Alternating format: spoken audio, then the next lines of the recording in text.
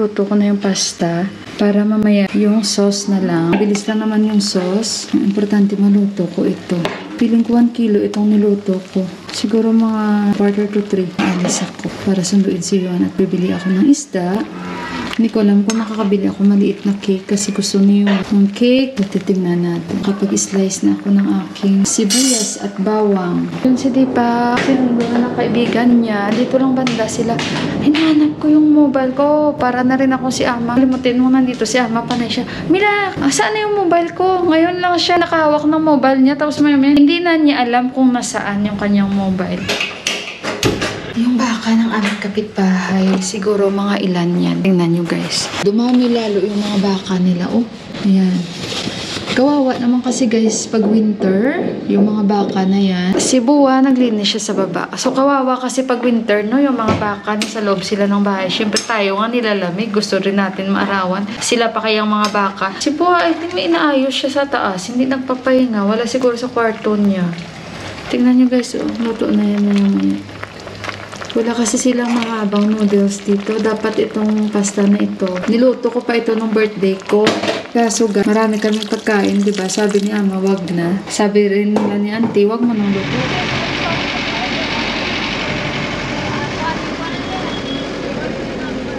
Guys, dito na ako sa bus. Sunduin ko na si Johan. At bili ako ng isda. Alas 3 na.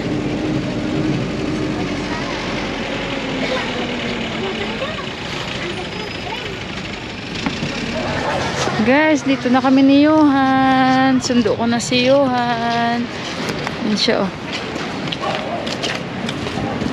Bili kami ng cake. Gusto niyo kumain ng cake?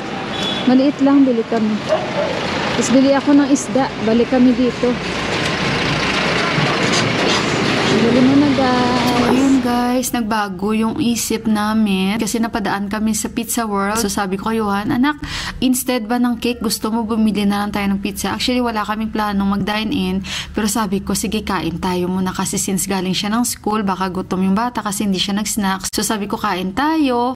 Ayan, nagpili-pili na agad ako niyan. So ayan, yung in-order namin usually dito, yung chicken Hawaiian nila guys. So ayan yung mga price nila. Sa totoo lang yan, talaga yung type ko dito. Kanilang pizza dito. Actually, ang nag-introduce sa akin ito dito is si Sis Ulga. So ayan guys, nag-order ako isang large na pizza, chicken Hawaiian, and isang takeaway para makakain din si Deepak at si Buwa.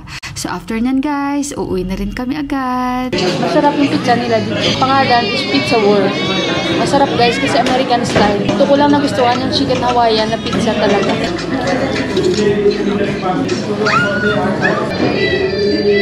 Ang init. I will transfer there. It's hot. So ayan guys, tapos na kami ni Johan. Busog, parang pareho kami ni Johan. Nagutom. Ubos namin yung large na pizza. Dalawa lang kami. Gawin ako isa para makakain si Buwa at si Dipa. So hindi pa ako nakahanap ng mabilhan ko ng kandila dito. Parang bibili na lang ata ako ng isang klaseng kandila. Ang hirap maghanap ng kandila dito guys. So lakad-lakad muna kami guys ha. Bibili pa ako ng isda. Oh. Bilhin muna kami ng isda dito. Ito binili ko.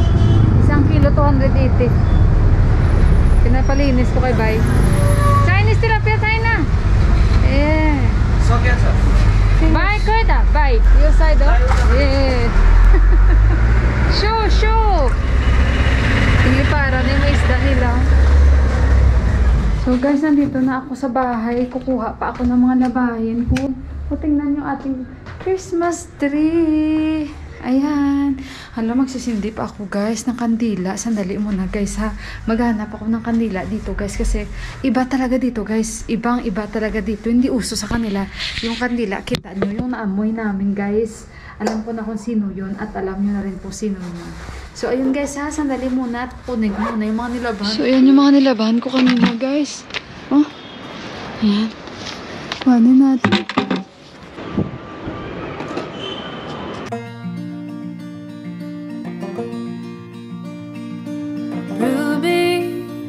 She was made for going west.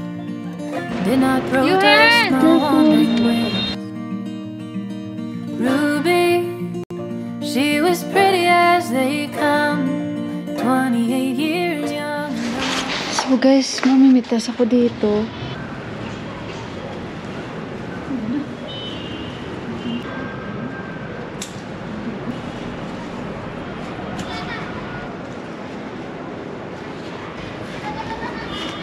So ito lang guys. Ito lang. Punsit siya ba to? Ito na lang ilalagay natin. Matagok siya guys. Tagok ba? Itong puti na kulay. Yung parang katulad sa papaya. Ano ba yan sa sa Tagalog? Sa amin kasi. Sa Ilonggo. Ang tagok siya bala? Oh, ang puti. So ayusin ko to sa vase guys. Wala akong choice. Wala akong kandila today. Meron din doon. Pero puro ano yun. Parang lanta na siya sa lamig guys. Nagsisimula na rin. Na malanta itong mga bulaklak namin, oh. Kawawa talaga sila pag taglamig, guys. Namamatay talaga sila. Kusa sila talaga namamatay. Nagsisimula na. Ayan, so ito, guys. Bukas na ako hanap. Kami ni Deepak, sabi niya. Ito, guys. Yung picture ng kapatid ko. Bigaon mo, may ano? May kagamba.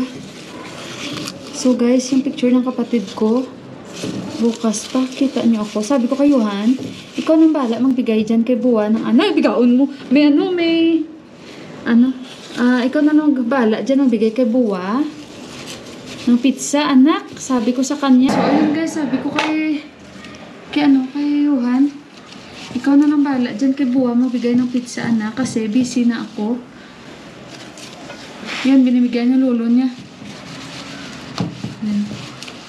Si Deepak naman kasi gustong kumain ng ano guys. O yan o. Gustong kumain ng isda. Air fryer natin. Gusto ko itry yung ano. Happy Call ni ate ko Japan. Baka mamaya sa Happy Call ko yung lutuin. Pero matry naman natin yung Happy Call. Hindi ko pa na ayan o. Sandali ko na guys. Lagyan ko ito ng paracetamol para tumagal-tagal ang kanyang buhay. So guys, ito na muna yung kandila na mayroon ako dito talaga sa kanya. So, bukas guys, maghahanap ako. Tingnan natin kung makahanap tayo. At saka yan ang bulaklak. So, today yung guys, 17 years na death anniversary ng aking mama. So, ayan. Salamat kay Tita M. Ito yung pinadala sa akin ni Tita M. Mga scapulars at saka yan. Yung prayer book. Thank you so much, Tita M. So, ayan, ito kasing rosary, guys. Sa kanya yan, guys. Bigay niya yan sa ate ko. And hiningi ko yan sa ate ko. Nung nasa UAE kami. Galing yan sa mama ko talaga, guys. Binigay niya sa ate ko. Bago ang ate ko umalis ng Pilipinas papuntang Dubai that time. So, ayun guys.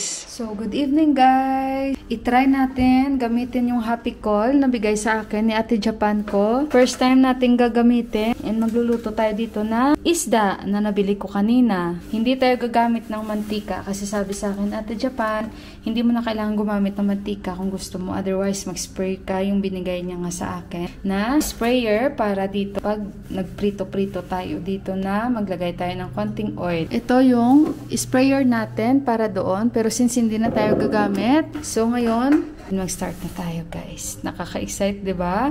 So of course guys, first, syempre, hinaan lang natin yung apoy natin. Yan ang sabi ni Ate Japan. Hinaan lang natin yung apoy natin. Parang magnet kasi to siya guys pag nagsara. So painitin muna natin. Mainit na siya. At ilagay natin. Yan. Okay na siguro yan. Lutuin ko na yung palad ko. Yan. So, pwede natin ilagay, guys. Ito na yung ating fish. Nilagyan ko ito ng luya. Yan. Iraya natin.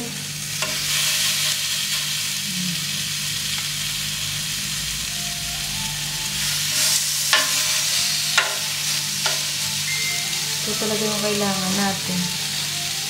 Dapat walang mantika. Bumili ako ng 1 kilo, pero syempre hindi naman natin uubusin yan. Kasi yung air fryer na try na natin.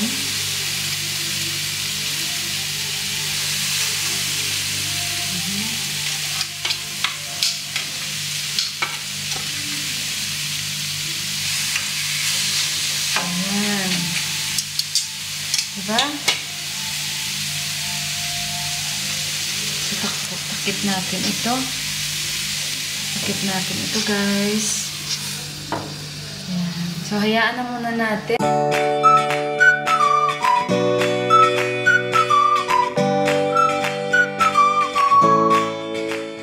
Mag-separate muna ako ng sag na binili ko. Dahil ang ulam namin today is yung ano nga, dal. Tapos itong sag na binili ko. Samchur ang tawag nito. Mix masarap ito, guys. Kaya kanina, bilhin ko sana yung kinukuha ng babae. Kaso lang, naunahanan niya ako.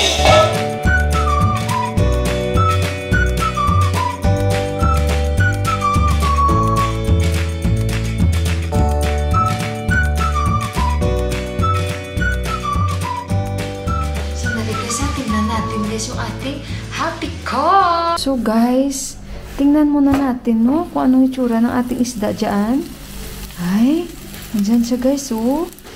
Baliktarin na kaya natin ito. Sandali, baliktarin natin. Ayan.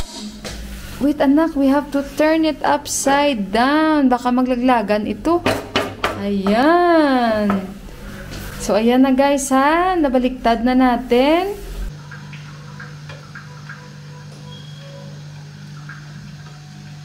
Guys, tingnan natin. Tingnan. Ayala, andyan na sila sa baba, guys. Oh, ayala, pinirito talaga, guys. Wow, this is what you call happy call. Ayan. Oh, di ba? Balikan natin mamaya-maya. Na-excite tuloy ako, guys. Sandali lang, guys. Guys, di ba? Parang na-surprise ako. Ganito pala. Hala guys, ang ganda pala ng happy call guys. Ano pang inantay nyo? Mag-happy call na rin kayo guys. Hala, ang ganda guys. Ang sosyal. Walang matika ito. Ay, hala. Mamaya malaman natin ito guys. Pinirito talaga ba siya? Hala guys, sandali muna guys ha. At alas 7 na dito. Wala pang asawa ko. At ano na nangyayari guys? So, nagmahimay pa ako dito. Sandali lang guys. At matapos na rin ito. Sandali lang.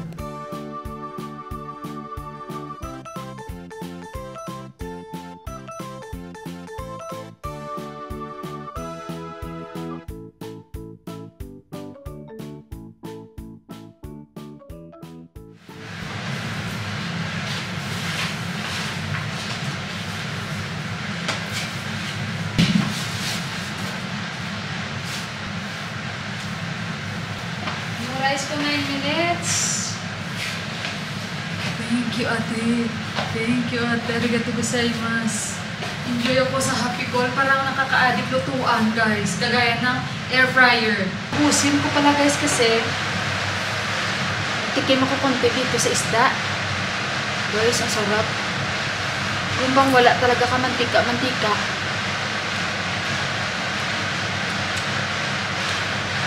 A few moments later. So, ayan na guys. Oh, naglagay ulit ako ng aking second batch. And, of course, ayan na yung ating isda na niluto dyan kanina. Tikman natin mamaya-maya yan, guys. Hugasan ko lang yung sag ko. Ayan, guys. Si Deepak daw bumibili ng kandila. So, ayan na yung sag. Takpan ko muna. I came there to buy candle daw. Saan kaya siya bumili? Ayan. So, hayaan ko muna guys ha. Ito na yung ating second batch. Ang sarap. Ubusin ko na lang guys. Masa-surprise ito mamaya si Deepak. A few minutes later. Sabi ko sa kanya, no oil. Mito. Ramro. Oh. So, ayun guys, si Yuhan, nagtikim lang siya nito. Si Deepak wala pa. Pauwi na daw siya. Nandyan na siya sa Uber. And ako kakain ako. So, ayan. Again, arigatou gozaimasu kay ate. Hindi ko alam kung paano ako lubos ng papasalamat kay ate, no? I'm very grateful talaga kasi pinaisi na yung buhay ko dito sa kusina, guys. At syempre, no, since naoperahan ako, hindi na ako talaga kumakain ng mga prito-pritong manok, mga ganon. Hindi na, guys. So, nakatulong din sa akin ng malaki pag mga ganito kasi hindi ko na kailangan maglagay ng mantika and especially yung air fryer, guys. So, ayun. At kakain na ako. So, kain tayo guys, no? Thank you, Lord. Kain tayo.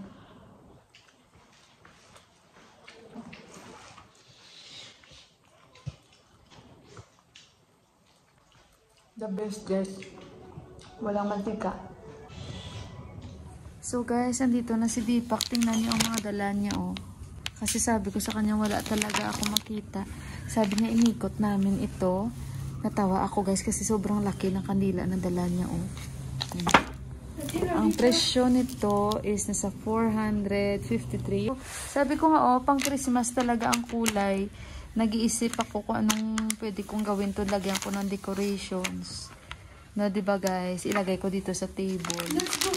Di kaya spread ko doon. Kasi pang Christmas talaga ang kulay niya. Ito talaga hinahanap ko talaga o puti para doon sa altar na ilalagay. I don't know. So guys, ayan, sinindihan ko na yung dalang kandila ni Deepak. Tingnan nyo guys. So, kasi magro-rosary na ako, no, for my mom's, 17 years na death anniversary. Ayan, sinindihan ko. Patayin ko rin naman yan, guys. Kasi, para bukas din, ulit, pag nagro-rosary ako, sisindihan ko sila. So, ayan, guys, mag-pray na ako. And of course, guys, bago ako mag-pray, mag-good night na ako sa inyo. And mag-11 na dito. Ayan na si Juan. Relax na. And kakapalit ko lang ng bedsheets. Nalate ako maglagay ng mga bedsheets namin. So, ayun guys. Maraming salamat po muli sa inyong lahat. Mag-good night na ako. And parang lumiwanag yung aking altar. Ano? Dahil nga sa laki ng mga kandila ni Deepak. Masaya ako. So, alam ko na kung saan ako bibili ng mga ganyang kalaking kandila. And bibili ako ng jar siguro or lalagyan ng kandila. So, ayun guys. Ingat kayong lahat. God bless us all and I love you. Maraming salamat po muli. Bye guys!